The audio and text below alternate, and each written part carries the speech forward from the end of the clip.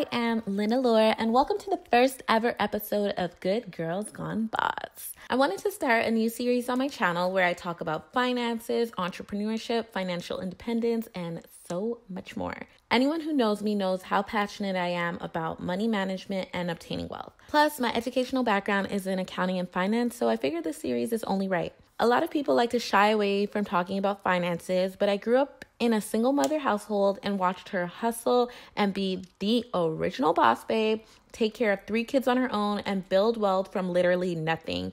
And she made it look so gracious. So naturally, talking about money just excites me. It gives me wings. It gives me life. I really hope you guys enjoy this new series and this podcast style YouTube video. I've really been loving podcasts lately. I listen to them in the car, at the gym, while I'm cleaning, and I just love the fact that you can still be productive while soaking up some knowledge. So, in our first Good Girls Gone Boss episode, I'm going to share with you how I saved $45,000 in 1 year on my own without completely changing my lifestyle, and how you can too. It doesn't matter how much money you currently make and what circumstances you're currently in. When it comes to money and obtaining a financial goal, it is always possible, and don't let anybody tell you differently. So the first thing we have to address is income. I'm going to keep it all the way 100. Okay, if you're currently making $30K a year and your goal is to save $50K, good luck. I'm never one to say something is impossible, so I won't. But I will say, I don't know what type of minimalist lifestyle you're attempting to live, but it's going to be tough to save $50K when you only make $30. Now, that isn't to say if you make a certain amount of money, you can't save. Absolutely not. You can actually save more than what your primary income is. I promise you, it is so much easier to do than you think. What you're going to need are side hustles. Odds of you saving so much more money now than you have in the past while working that one job that you've been working in the past are very slim. If you want different results, you've got to do different things, starting with a side hustle or side hustles with some S's on the end of that. So what can you do as a side hustle, you might ask? It's simple. Whatever you know how to do, someone else doesn't know how to do or doesn't want to do, and they're willing to pay you to do it for them. I'll give you an example. I started wearing makeup towards the end of high school, and in college, I was really confident in my makeup skills. My friends and family would always ask me to do their makeup when they're going out, and so I decided to leverage this. I designed some business cards on Dazzle.com. I set up a Facebook. I set up a Model Mayhem profile. I put up some ads on Kijiji, and the calls started pouring in. Next thing you know, I'm making hundreds of dollars a weekend, 1,000 plus some weekends, and I still had a social life. I was still able to do the things I wanted to do on the weekend, and doing other people's makeup was actually fun as well. It was a little bit stressful, I'm not going to lie, because you want people to obviously love their makeup. Some people, it's their wedding and things of that nature. But ultimately, I was making a ton of money on the weekends doing something I enjoyed doing, something I was confident in, I loved doing, and I still was able to maintain a social life. If you guys want a whole video on side hustles and things you can do on the side to make money, definitely let me know, because I can definitely, and I would love to do a video on side hustles that are easy to start with very little money. So next, we'll talk housing. A majority of people's incomes are spent on housing, which is understandable. If you live at home, congratulations. Unless you are living in a circumstance that's unhealthy for you mentally or physically, consider staying at home until you've saved up a plump lump sum or have reached your saving goal. Anyone who pays rent or has a mortgage will tell you first-handedly it is definitely harder to save when you live on your own than it is when you live with your parents. If you think of it logically, that's a monthly expense that you have now that you didn't have before. So yeah, it might be uncomfortable or whatnot. It might not be where you want to be at the moment. But you know what's even more uncomfortable? Moving out and having to worry about how you're going to pay for next month's rent, how you're going to pay for next month's mortgage, electricity bill, etc. Think of it as temporary sacrifices for long-term victories. Now, if you live on your own, there are a few ways you can go about saving. Number one, you can consider putting your home on Airbnb a few days out of the month. I know here in Toronto, an Airbnb downtown Toronto can be like $300, $400 a night. Crazy. So if your rent, I'm using Toronto figures now, downtown Toronto, for example, and you put your home on Airbnb and your rent is $1,800, you put it on Airbnb for about 3 nights out of the entire month, and you've already made half of your rent back. You can stay at a friend's house that night. You can stay at a significant other's house. You can stay at your parents' house for that night. And right there, you've made some extra income off of your home. So you can set up an arrangement with your friend who lives close by. So both of you guys put your homes on Airbnb, and you just have an arrangement where when my house is on Airbnb, I stay over at your house. And when your house is on Airbnb, you can stay over at mine, so that you guys are helping each other out to make that extra income with your homes. Now, this is pretty obvious, but I'm going to say it anyways as a disclaimer. You might want to take out super valuable things out of your house, like maybe your emergency fund, that shoebox underneath your bed with thousands of dollars in it. You might want to remove that. Just things that if they were to get damaged or removed, like you would be really upset about. You might not want to have those in your home just temporarily. Number 2, if you rent, you can sublet your apartment if your lease allows you to, and just temporarily rent out your home for a month or 2. People pay a premium to be able to stay in a furnished home as opposed to staying in a hotel if they're going to be visiting a city for a couple months, because they get the sense and feel that it's a home. Not only that, but it's actually cheaper to sublet an apartment that's already furnished than it is to get a hotel for an entire month. So you might want to consider subletting your apartment. Number 3, if you own your home, you can put tenants into your home. You can do a short-term lease or you can do a long-term lease. That's also an option. Until you've saved up your ultimate goal, you can put tenants in your home. Maybe if you have a 3-bedroom home, you can rent out one of the rooms. You might not be interested in having a roommate. However, you can conduct interviews and be very selective about who you choose to be your tenant. You can choose someone who works all the time and is in school as well, so they're barely home. And that way you barely notice that you even have a roommate. So the next tip I'm going to give you guys is to track your spending. When I used to bartend and waitress, I was making some of the best money I've ever made in my life, especially as a student. All I had to show for it, though, was a used car and 2 designer purses. Where did all my money go, you ask? I have no freaking idea. Why don't I know? Because I was making a ton of money in cash and I was spending my money in cash. So tracking your spending is crucial when you have any sort of financial goal, because in order to make better financial decisions, you need to know the type of financial decisions you're making right now. I like to use my credit card because I get points for every dollar I spend, and I'm also able to track my spending at the end of every month. I see how much my statement comes to, and I'm with RBC Bank. They're really great because they actually generate a pie chart every month that tells you how you've allocated your spending. So it tells me how much of my spending went to travel, went to food, went to entertainment. It's obviously an estimate because they don't know 100%, especially since I spend so much money at Walmart. However, it is great to see an estimate. And I can see when I first started tracking those pie charts, I was like, oh my God. I was able to look at my statements and be like, oh my God, I spent $1,800 this month on food. Why?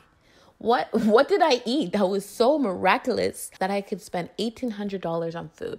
Absolutely ridiculous. So I knew that that's something I needed to track and be mindful, and I was able to make adjustments. Granted, I'm still working on it. I'm a work in progress. Okay, I just really love food so much.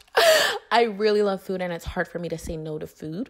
But at least I'm mindful of it. I acknowledge it, and that's step number 1. But yes, getting back to tracking your spending, I really like my RBC credit card for this reason. I pay my credit card off in full at the end of every month, and I don't have to worry about any interest charges.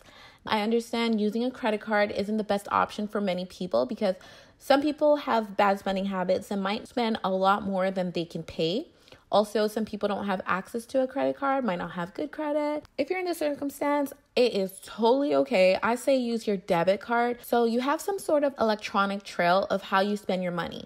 And if you're not able to use both debit or credit and your only option is to spend cash, then be sure to write down everything. You need to have a money journal, whether you keep that on your phone or in a book, whichever one's easier for you.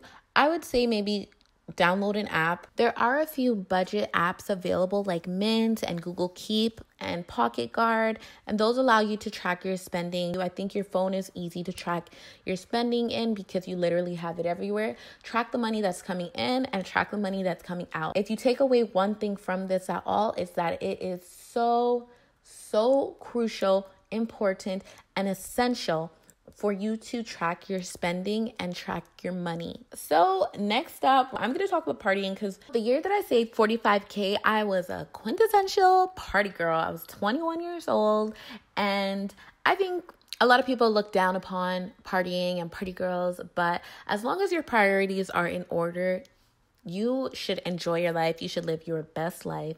So my priorities are my 3 F's, and that is my faith, my family, and my finances. All 3 of those things were in check. So I was like, bring on the parties, honey. I was enjoying myself. Oh, well, you know what? We can throw another F in there, which are friends, okay? But yes, all of my priorities were in check. Everything was good. And so I loved partying. One thing that can really rack up your partying bills is drinking. When you go out to a club, I'm going to use Toronto figures because, that's where I'm from. A drink is about $15. Meanwhile, a bottle of Captain Morgan is $15. So it's like a drink for $15 versus a bottle for $15. If you work in the restaurant industry or in the nightclub industry, you know that a majority of their revenue comes from alcohol sales because people will pay for alcohol. Who wants to go to a party and nobody's drinking? That is not a party. I'm sorry. People will pay that $15 for a drink. People will pay $30 for 2 drinks. However, if you pre-drink, you won't feel the need to drink when you first get into the club. If you live close by the entertainment district and the area that you're going to be partying, then pre-drink at your home. If one of your friends do, pre-drink at your friend's home. And if none of your friends do and you guys are all coming from a far out distance to the party, then I would say put your drink in a disposable water bottle, pre-drink on your way there. Of course, you're not driving. Pre-drink in your Uber, pre-drink in your taxi, pre-drink in your whatever. But you're not drinking and driving. Let me put that out there. And yeah, when you get to the venue, you can easily just throw the water bottle out. Even if there's still liquor in it, you can just throw it out. No big deal. I do want to warn you, you don't want to get drunk before you get into the club because you might not get in. But yes, pre-drinking saves you so much money because not only do you have that bottle for the next time you go out, but you're not inclined to buy a first drink when you go out. If you're a female, I'm just saying, you're probably not gonna have to pay for your drink all night. But if you're a guy, at least you won't feel the need to buy bottles. Okay, so we're going to address popping bottles in the club. That's what we're not going to do.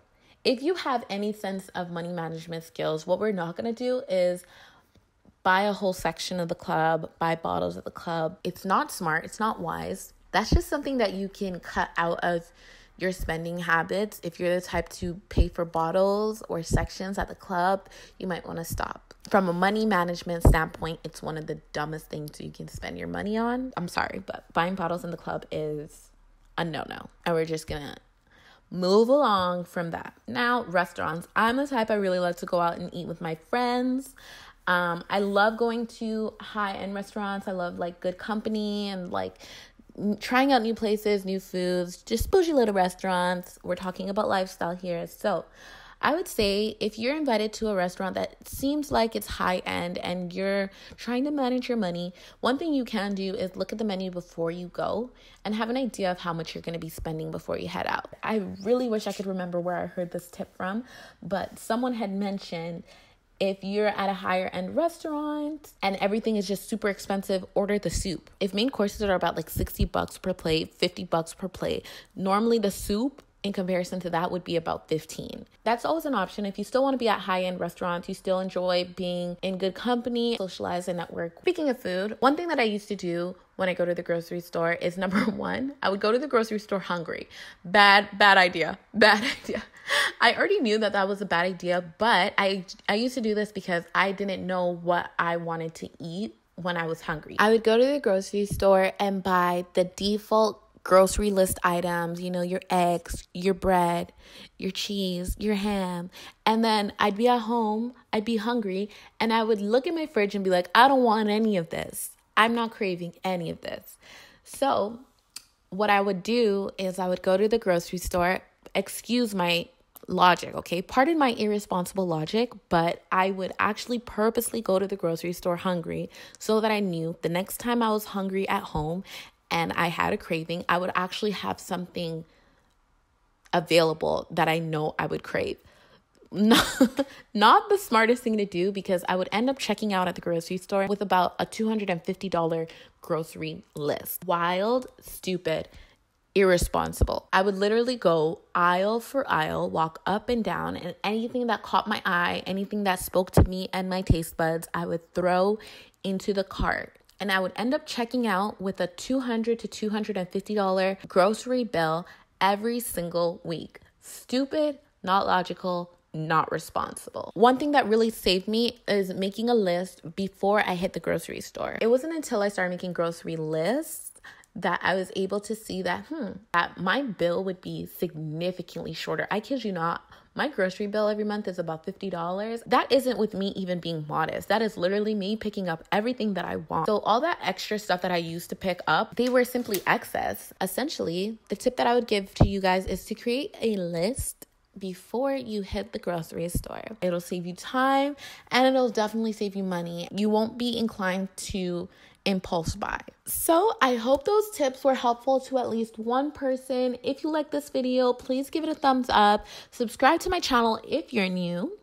And leave a comment down below for any other tips that you have for saving money without altering your lifestyle too much. I hope you all found this video helpful, and I'll see you in our next Good Girl Gone Boss episode.